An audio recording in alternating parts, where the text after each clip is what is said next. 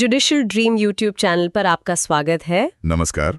आज हम करने जा रहे हैं 2 जुलाई 2025 के करंट अफेयर्स का एक क्विक रिवीजन। ये स्टूडेंट्स के लिए, खासकर जुडिशरी के उम्मीदवारों के लिए काफी अहम है। हाँ बिल्कुल, कोशिश रहेगी कि इसे संक्षिप्त रखें और एग्जाम के नजरिए से देखें। तो शुरू करते हैं। पहला टॉपिक क्या है? पहला टॉपिक हमें ले जाता है पृथ्वी के बहुत पुराने इतिहास में। कनाडा में क्यूबेक में एक जगह है नूवागिट्टुक ग्रीनस्टोन बेल्ट। वहां वैज्ञानिकों को कुछ चट्टानें मिली हैं, ज्वालामुखीय चट्टानें, जो करीब 4.16 अरब साल पुरानी है। 4.16 अरब साल, ये तो बहुत ही ज्यादा पुरानी है। मतलब पृथ्वी के बिल्कुल शुरुआती दौर के। हाँ, जिसे हेडियन इयॉन कहते हैं। ये शायद पृथ्वी पर मिली अब तक की सबसे पुरानी बरकरार चट्टानें हैं। अच्छा, और इनकी उम्र मतलब एज कैसे पता लगाई? कोई खास तरीका? इसके लिए एक खास डेटिंग टेक्निक यूज हुई है। Samarium neodymium radioactive decay dating कहते हैं इसे। ये बेसिकली रूपांतरित ज्वालामुखीय बेसाल्ट हैं। मतलब पहले लावा थे, फिर ठंडे हुए और फिर प्रेशर और टेम्परेचर से बदले। तो इस खोज का महत्व क्या है? मतलब इससे पता क्या चलता है? इससे ये इशारा मिलता है कि शायद शुरुआती पृथ्वी वैसी नहीं थी जैसा हम सोचते थे। मतलब सिर्फ एक पिघला हुआ आग का गोला। हो सकता है तब भी एक ठोस परत रही हो, शायद उथले समुद्र भी, और शायद जीवन की शुरुआत के लिए कंडीशंस भी। ये तो काफी इंटरेस्टिंग है। पृथ्वी की कहानी थोड़ी बदल सी जाती है। अच्छा, अब अगले टॉपिक पर आते हैं। गुजरात के कच्छ से जुड़ा हुआ खराई ऊंट। हाँ, खराई ऊंट ये अपनी एक यूनिक एबिलिटी के लिए जाने जाते हैं। ये तटिया खारे माहौल में रह सकते हैं और तैर भी सकते हैं पानी में। तैर सकते हैं ऊंट? इसीलिए इन्हें स्विमिंग कैमल कहते हैं। बिल्कुल, और इनकी जिंदगी मैंग्रोव पर बहुत निर्भर करती है, मतलब खाने पीने के लिए। लेकिन शायद इन पर कोई खतरा भी है मैंग्रोव की वजह से। हाँ, वही दिक्कत आ रही है। इंडस्ट्रियलाइजेशन, बढ़ते हुए सॉल्ट पैन्स, सीमेंट फैक्ट्रीज, इन सब से मैंग्रोव खत्म हो रहे हैं। और मैंग्रोव खत्म होने से इनका घर और खाना दोनों छिन रहा है। इनकी आबादी कम हो रही है। ये तो चिंता की बात है। ये सिर्फ जानवर नहीं बल्कि मालधारी समुदाय की सांस्कृतिक विरासत भी है। सही कहा। और NBAGR ने भी इसे एक यूनिक जेनेटिक ब्रीड माना है। इन्वायरमेंट और लाइवलीहुड का ये कनेक्शन हमें अगले मुद्दे पर लाता है, डिपोर्टेशन, पुशबैक और रेफ्यूजी पॉलिसी। हाँ, ये आजकल काफी चर्चा में है।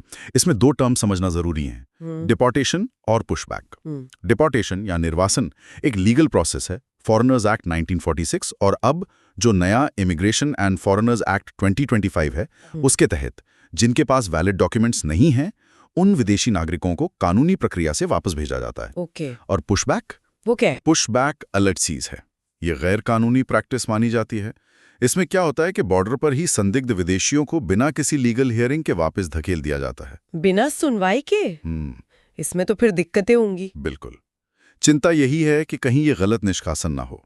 बिना ड्यू प्रोसेस के लोगों को भेजना हमारे संविधान के आर्टिकल 21 और 14 का उल्लंघन हो सकता है। आर्टिकल 21 मतलब जीवन का अधिकार। हाँ। और 14 कानून के सामने बराबरी। हाँ, NRC के अनुभव ने भी दिखाया है कि ये कितना कॉम्प्लेक्स इशू है।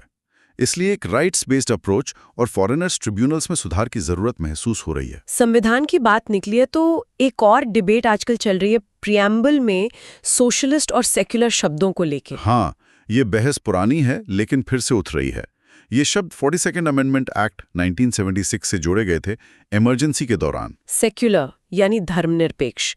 भारत में इसका क्या मतलब है? इंडियन सेक्युलरिज्म का मतलब है कि स्टेट का अपना कोई धर्म नहीं होगा, वो सभी धर्मों के प्रति न्यूट्रल रहेगा और समान व्यवहार करेगा। हमारे आर्टिकल्स 25 से 28 इसी बारे में है। ये वेस्टर्न मॉडल से थोड़ा अलग है। तो फिर इस पे डिबेट क्यों है? कुछ लोगों का मानना है कि डॉक्टर अंबेडकर और नेहरू जैसे नेता संविधान को किसी एक आइडियोलॉजी से बांधना नहीं चाहते थे, और सेक्युलरिज्म तो प्रैक्टिस में होना चाहिए, सिर्फ शब्द में नहीं। साथ ही 42वें संशोधन के टाइमिंग और पॉलिटिकल कॉन्टेक्स्ट पर भी सवाल उठते हैं। लेकिन कोर्ट का क्या कहना है इस पर? देखिए, सुप्रीम कोर्ट ने कई लैंडमार्क केसेस में केशवानंद भारती, SR बम्बई, मिनर्वा मिल्स और अभी हाल में 2024 में डॉक्टर बलराम सिंह केस में भी सोशलिज्म और सेकुलरिज्म के प्रिंसिपल्स को संविधान के बेसिक स्ट्रक्चर का हिस्सा माना है। अच्छा, यानी ये मूल ढांचे का हिस्सा है। ठीक है, चलिए अब जरा विज्ञान की तरफ चलते हैं। सागौन के पत्ते लेजर शील्ड के तौर पर, ये क्या है? साइंटिस्ट्स ने पाया है कि सागौन मतलब टीक की पत्तियों में लेजर प्रोटेक्शन प्रॉपर्टीज हैं। कैसे? पत्तियों में ऐसा क्या है? पत्तियों में एंथोसायनिन नाम के पिगमेंट्स होते हैं। उनमें कुछ खास नॉन लीनियर ऑप्टिकल गुण पाए गए हैं। आसान भाषा में कहें तो वो तेज लेजर लाइट के असर को लिमिट कर सकते हैं। कमाल है। तो इसका इस्तेमाल कहाँ हो सकता है? इसके कई एप्लीकेशन हो सकते हैं, जैसे ऑप्टिकल पावर लिमिटर्स बनाने में, लेजर सेफ्टी गॉगल्स में या ऑप्टिकल सेंसर्स में। नेचुरल मटेरियल का हाईटेक यूज। बहुत बढ़िया है। और अब आते हैं आज के आखिरी टॉपिक पर, एक नई सरकारी योजना, एम्प्लॉयमेंट लिंक्ड इंसेंटिव स्कीम यानी ELI स्कीम। हाँ, ये सेंट्रल बजट 24-25 में अनाउंस हुई है। इसका टोटल बजट है 1 लाख करोड़ रुपए और ये अगस्त 2025 से जुलाई 2027 तक चलेगी। इसके 2 हिस्से हैं। पार्ट ए है एम्प्लॉयज के लिए, जो पहली बार EPFO में रजिस्टर हो रहे हैं। उन्हें EPF वेज सपोर्ट मिलेगा, डायरेक्ट बेनिफिट ट्रांसफर यानी DBT के जरिए। और part B? Part B employers के लिए है, जो नए एम्प्लॉयज को हायर करेंगे और रिटेन करेंगे, उन्हें इंसेंटिव मिलेगा। तो इसका मकसद क्या है, उद्देश्य? मेन ऑब्जेक्टिव है यूथ एम्प्लॉयमेंट को बूस्ट करना, वर्कफोर्स का फॉर्मलाइजेशन बढ़ाना और ज्यादा से ज्यादा लोगों को EPFO के दायरे में लाना। तो ये थे आज के कुछ अहम करंट अफेयर्स, पृथ्वी के इतिहास से लेकर ऊंट, संविधान, लेजर शील्ड और रोजगार योजना तक। हाँ, और ये सब कहीं ना कहीं जुड़े हुए लगते हैं।